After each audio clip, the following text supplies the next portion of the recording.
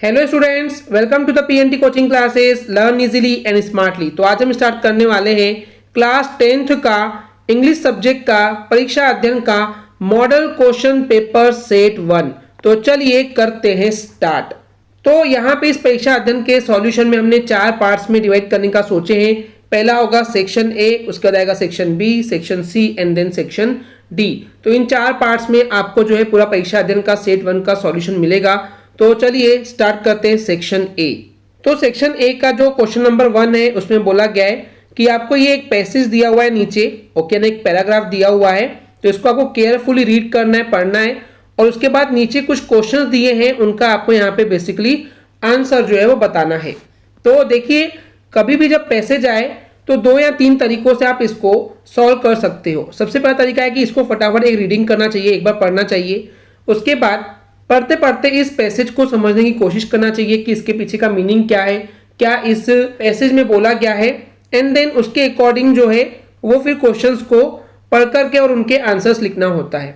अब कई बार ये होता है कि कई पैसेजेस में हमको कई ऐसे वर्ड्स मिलते हैं जिनके हमको मीनिंग पता नहीं होता है, तो वो problem definitely most of the लोग फेस करते हैं। तो उसमें फिर अपने अनुमान लगाना पड़ता है, अपना अंदाजा लगाना पड़ता है कि उस सेंटेंस और उस स्टोरी में जो मैसेज है यहाँ पे क्या दिया है, उस हिसाब से उस वर्ड का मीनिंग क्या हो सकता है। ऐसे अनुमान लगा करके अगर आप कोशिश करते हो तो आप किसी भी अनसीन पैसेज को जो है वो इजीली सॉल्व कर सकते हो। ठीक है। दूसरा तरीका होता है जो थोड़े से पढ़ने में वीक लोग होते हैं, जिनको मीनिंग इजीली समझ में नहीं आते, तो उनके लिए क्या तरीका हो सकता है कि आप अगर मीनिंग नहीं समझते हो तो भी आप उनके आंसर्स को इस पैसेज में ढूंढ सकते हो। वो क्या तरीका होगा वो भी मैं आपको समझाऊंगा। तो मैं दोनों ही तरीके समझाने वाला हूं कि अगर आपको मीनिंग समझ में आ गई है तो आपको तो इजीली बन जाएगा आंसर्स, लेकिन अगर आपको मीनिंग नहीं समझ में आया है तो भी इस पैसेजेस से कैसे आंसर ढूंढा जा सकता है। तो चलिए देखते हैं और पढ़ते हैं इस पैसेज को, और पहले बार में इस पैसेज को समझने की कोशिश करते हैं। तो यहाँ पे डिसिप्लिन के बारे में बताया जा रहा है। डिसिप्लिन यानी होता है अनुशासन। ठीक है। तो अनुशासन जो है वो हर किसी की लाइफ में बहुत ही शुरुआत में, यानी कि अर्ली, यानी कि बहुत ही शुरुआत में, यानी कि बचपन से ही लागू कर देना चाहिए। इन्फोर्स यानी कि लागू करना, ओके। और जो डिसिप्लिन घर में सिखाया जाता है, होम में सिखाया जाता है, उससे हर एक इंसान का, हर एक लड़कों का जो फ्यूचर होता है, जो भविष्य होता है, उसको वो ग्रेटनेस यानी कि महान बना देता है। यानी कि डिसिप्लिन से सब चीजें अच्छी होती है। और इसी डिसिप्लिन के वजह से उस बॉय का, उस लड़के का, यहाँ पे बॉय बोला गया है, हालांकि किसी लड़के को रिप्रेजेंट नहीं किया जा रहा है, ये इंसान के लिए, मनुष्य के लिए बताया जा रहा है। तो ये जो डिसिप्लिन है वो उस इंसान का एक कैरेक्टर यानी कि चरित्र का निर्माण करता है, ओके, यानी कि उसको एक अच्छा कैरेक्टर देता है और उसके साथ ही उसको एक फिट सिटीजन यानी कि योग्य नागरिक, ओके, इस देश के लिए एक योग्य नागरिक बना देता है। वहीं पे अगर हम दूसरे बच्चों की बात करें, ऐसे बच्चे जो कि या जिन्हें अलाउ किया जाता है कि वो अपनी जिंदगी अपने खुद के तरीके से जिए, तो उससे वो बच्चा वेवार्ड यानी क्या होता है, वो जिद्दी या हठीला बन जाता है।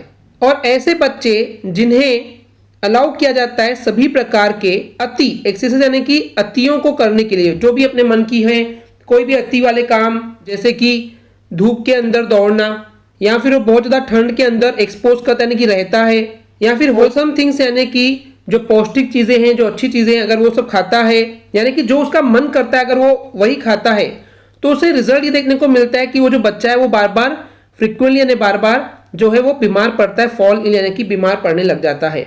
तो ये फर्क है एक बच्चे को जिसको डिसिप्लिन में रखा जा रहा है और एक वो बच्चा है जिसमें डिसिप्लिन नहीं देखा जा रहा है, तो उसके साथ क्या हो रहा है। वहीं पे एक ऐसा बच्चा जिसकी जो हैबिट्स है, जो उसकी आदतें हैं, वो अगर डिसिप्लिन है, वो अनुशासन के हिसाब से जीता है, तो उस केस में उस बच्चे को ये टॉट किया जाता है, सिखाया जाता है कि कैसे राइज अर्ली यानी कि सुबह जल्दी उठना चाहिए, और जो भी उसके लेसन है, यानी कि जो क्लासेस है, जो कक्षाएं हैं, वो रेगुलरली प्रॉपरली सही तरीके से अटेंड करनी चाहिए। उसके अलावा प्रॉपर टाइम पे, सही टाइम पे जो फिजिकल एक्सरसाइज है, जो बॉडी को एक्सरसाइज करवाना चाहिए, वो उसको सिखाया जाता है। उसके अलावा जो चीज़ें इंजूरियस होती है यानी कि हानिकारक होती है, नुकसान पहुंचाती है, उसको अवॉइड करना यानी कि नजरअंदाज करना सिखाया जाता है। तो ऐसे बच्चे जो हैं ग्रो अप होकर यानी कि बड़े होकर के सोसाइटी के, समाज के एक अच्छे मेंबर, यूजफुल मेंबर, उपयोगी सदस्य जो है वो साबित होते हैं। वहीं पे जो स्पॉइल्ड चाइल्ड होते हैं यानी कि बिगड़े जो बच्चे होते हैं, जो बिगड़ चुके होते हैं, अपने मन की करते हैं, जिनको अलाउ किया जाता है कि वो अपनी जिंदगी ऑन कोर्स यानी कि खुद के हिसाब से जिए, तो वो बच्चा यंगर डेज में ही यानी कि बहुत ही कम उम्र में वाइस यानी कि बुरे कामों में फंस जाता है और वो बुरे काम करके दिखाता है। तो ऐसे बच्चों के जो पेरेंट्स होते हैं वो भविष्य में यही विश करेंगे, यही चाहेंगे कि काश उन्हें कोई बच्चा पैदा ही नहीं हुआ होता। तो ये इस पैसेज का मीनिंग था। उम्मीद करता हूँ आपको समझ में आ गया होगा।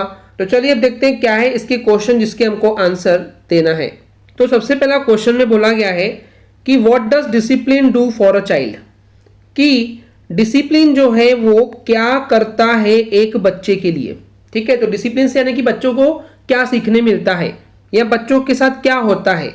तो आंसर पहला ही है, forms character and makes him a fit citizen. अभी ये हमने पैसेज में देखे भी थे कि डिसिप्लिन वाला जो बच्चा होता है उसका कैरेक्टर यानी कि चरित्र का निर्माण होता है और इसके अलावा वो एक योग्य नागरिक बन जाता है देश के लिए।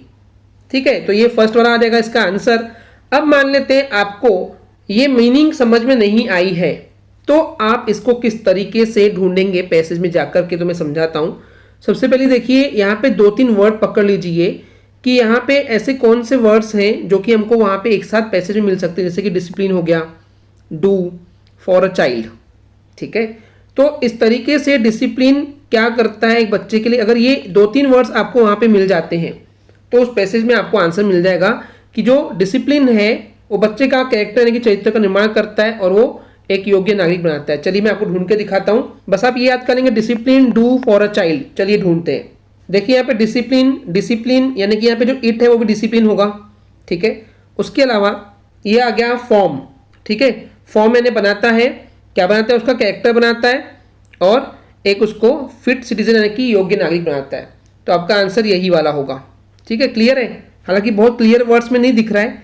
इसके अलावा देखिए बाकी तो ऑप्शन यहाँ पे है ही नहीं। एक ऑप्शन है जो वहां पे था, सेकेंड ऑप्शन में था कि चाइल्ड डल हो जाता है, वो तो यहाँ पे है ही नहीं। थर्ड ऑप्शन है मेक्स हिम स्ट्रॉन्ग, स्ट्रॉन्ग वाला वर्ड भी यहाँ नहीं है। बाकी मेक्स हिम वेवार्ड वो है। तो देखिए यहाँ पे ये जो वेवार्ड वर्ड है ये कहा रहा है कि जब बच्चे को अलाउ किया जाता है वो अपने हिसाब से जिंदगी जिए, तो डिसिप्लिन तो नहीं हुआ ना, तो इसलिए ये आंसर उसका होगा नहीं। तो फर्स्ट ऑप्शन ही उसका राइट आंसर होगा। चलिए देखते हैं सेकंड क्वेश्चन। इस क्वेश्चन में बोला गया है व्हाट एविल्स, एविल्स यानी कि बुराइयां, क्या बुराइयां जो है वो चाइल्ड पिकअप कर लेता है, पकड़ लेता है जब वो या जब उसे अलाउ किया जाता है कि वो चीज करे, डू यानी करे व्हाट ही लाइक, जो उसे पसंद है, अगर वो चीज करना अलाउ करते हैं तो बच्चा कौन सी बुराइयां पकड़ लेता है।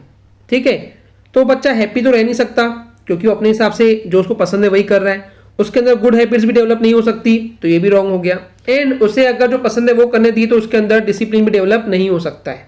लेकिन क्योंकि वो अपने मन की चीजें कर रहा है तो उसे कोल्ड यानी कि ठंड हो सकती है, सर्दी हो जाएगी एंड वो फॉल इल यानी कि बीमार पड़ जाएगा। तो आंसर हो जाएगा सेकंड वाला, ये हमने पढ़े भी थे। जो बच्चा अपने मन की मर्जी करता है और अपने हिसाब से चीजें करता है तो वो बीमार पड़ जाता है। तो आंसर हो जाएगा सेकंड वाला। क्लियर है, चलिए देखते हैं थर्ड क्वेश्चन में क्या बोला गया है। व्हाट आर गुड हैबिट्स, यानी कि अच्छी हैबिट्स, अच्छी आदतें क्या है। सन के अंदर, धूप के अंदर दौड़ना बिल्कुल भी नहीं है। Okay, than playing all the time, पूरे टाइम खेलना, ये भी नहीं है। उसके बाद इंजूरियस यानी कि जो खतरनाक चीजें होती है उन चीजों को अवॉइड करना यानी कि नजरअंदाज करना, ये बिल्कुल सही बात है, अच्छी हैबिट है। उसके अलावा एक्सपोज करना, अपने आप को ठंड के अंदर खुले में रखना, तो ये भी अच्छी बात नहीं है। तो आंसर हो जाएगा आपका थर्ड की अच्छी आदत क्या है, जो इंजूरियस चीजें हैं, जो खतरनाक चीजें हैं, उन चीजों को अवॉइड करना चाहिए, नजरअंदाज करना चाहिए। चलिए देखते हैं नेक्स्ट क्वेश्चन में क्या बोला गया है। इसमें बोला गया है गिव अस सुइटेबल टाइटल, यानी कि अगर आपको टाइटल देना है, इसको हेडिंग देना है इस पैसेज को, इस पैराग्राफ को, तो उसके लिए सबसे बेस्ट टाइटल क्या होगा। तो मैंने जैसे आपको समझाया तो हमको एक चीज समझ में आई कि इस पैराग्राफ में डिसिप्लिन के बारे में बताया गया है, तो डिसिप्लिन में भी उसके इंपॉर्टेंस बताया गया है, क्या महत्व है कि अगर कोई बच्चा जो डिसिप्लिन को फॉलो करता है तो उसके लिए कितना अच्छा हो सकता है, और जो बच्चा फॉलो नहीं कर रहा है तो उसके साथ क्या क्या बुरा होता है और क्या हो सकता है। तो वही चीजें यहाँ पे जो है बताई गई है। तो यहाँ पे बोल सकते हैं कि जो सबसे अच्छा टाइटल होगा वो होगा इंपॉर्टेंस ऑफ डिसिप्लिन, की डिसिप्लिन के इंपॉर्टेंस को यहाँ पे बताया गया है। देखिए दौड़ने के बारे में नहीं बताया गया है, प्लेइंग खेलने के बारे में नहीं बताया गया है, और फिजिकल एक्सरसाइज के बारे में नहीं बताया गया है। बस ये बताया गया है कि क्या करना चाहिए क्या नहीं करना चाहिए। But most of the time जब भी टाइटल की बातें आती है तो पहले तो उसके मीनिंग वाइज जाएंगे अगर, तो इंपॉर्टेंस हमको दिख रहा है कि डिसिप्लिन के बताए गए हैं। अगर आपको नहीं समझ में आता है तो जो सबसे ज़्यादा बार वर्ड रिपीट हुआ है उस पूरे पैसेज में, ठीक है, जो वर्ड सबसे ज़्यादा बार रिपीट हुआ है तो वही वर्ड उसका टाइटल यानी कि हेडिंग बन जाता है, उसको वही टाइटल सूट करता है। ठीक है, तो अभी जो पैसेज देखे उसमें आपने देखे कि सब जगह डिसिप्लिन डिसिप्लिन डिसिप्लिन वर्ड जो है वो रिपीट हो रहा था, इसलिए importance of discipline will be the suitable title. Next question में क्या बोला गया है, व्हाट डज स्पॉइल्ड मीन। तो ये जो वर्ड है स्पॉइल्ड, स्पॉइल्ड का मतलब क्या होता है, मैंने आपको बताया था, जो बच्चा बिगड़ जाता है, ठीक है, बिगड़ा हुआ बच्चा जिसकी लाइफ डिस्ट्रॉय हो चुकी होती है, खराब हुई हो चुकी होती है, ऐसे बच्चों को स्पॉइल्ड चाइल्ड बोला जाता है। तो डिस्ट्रॉयड जो है वो इसका आंसर हो जाएगा, क्योंकि उसका जो नेचर है, जो बिहेवियर है वो पूरा डिस्ट्रॉय हो चुका है, वो बच्चा बिगड़ चुका है। वो डिसिप्लिन तो बिल्कुल भी नहीं है, ओके, स्पॉइल को डिसिप्लिन नहीं बोल सकते, खतरनाक भी नहीं बोल सकते, ठीक है, एकदम ऐसा नहीं कि किसी को नुकसान पहुंचा रहा है, ओके, किसी की जान नहीं ले रहा है, और ग्रेटनेस महानता वाली कोई बात तो है नहीं इसमें, तो destroyed will be the answer. तो ये था पहला क्वेश्चन सेक्शन ए का। चलिए देखते हैं सेकंड क्वेश्चन। सेकंड क्वेश्चन में क्या बोला गया है कि यहाँ पे भी एक पैसेज दिया हुआ है, इसको भी आपको रीड करना है बहुत ही केयरफुली, सावधानी के साथ, एंड फिर जो क्वेश्चन दिए हैं उसके आपको यहाँ पे आंसर बताने हैं। ठीक है, क्वेश्चन क्लियर है। चलिए पढ़ते हैं क्या है इस पैसेज में, उसको समझने की कोशिश करते हैं। तो ऑफ मेंस अर्लीस्ट, अर्लीस्ट यानी कि जो पुराने या फिर आरंभिक स्टार्टिंग के जो मैन थे, जो मनुष्य थे, जो इंसान थे, उनके इन्वेंशन, उनके जो आविष्कार थे, जो खोजें थी, उनके बारे में हम बहुत ही कम, वेरी लिटिल यानी कि बहुत ही कम जो है वो जानते हैं, कि पुराने जमाने के या आरंभिक लोगों ने उनकी जो इन्वेंशन थी, जो खोजें थी, जो आविष्कार किए थे, जो ढूंढे थे, उनके बारे में हम बहुत ही कम जानते हैं।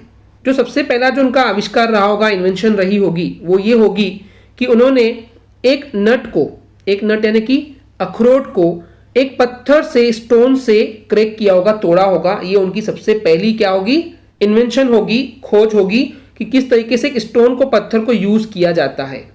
ठीक है, उसके बाद जो उनकी अगली खोज होगी वो लगभग पॉसिबल यानी कि संभावना है, क्योंकि हमको एग्जैक्टली पता नहीं है, तो पॉसिबल है कि उनकी जो अगली खोज होगी, उन्होंने एक स्टिक को यूज किया होगा। स्टिक यानी क्या होता है, एक छड़ी को यूज किया होगा अपने एनिमी को, दुश्मन को मारने के लिए, स्ट्राइक करने यानी कि मारना।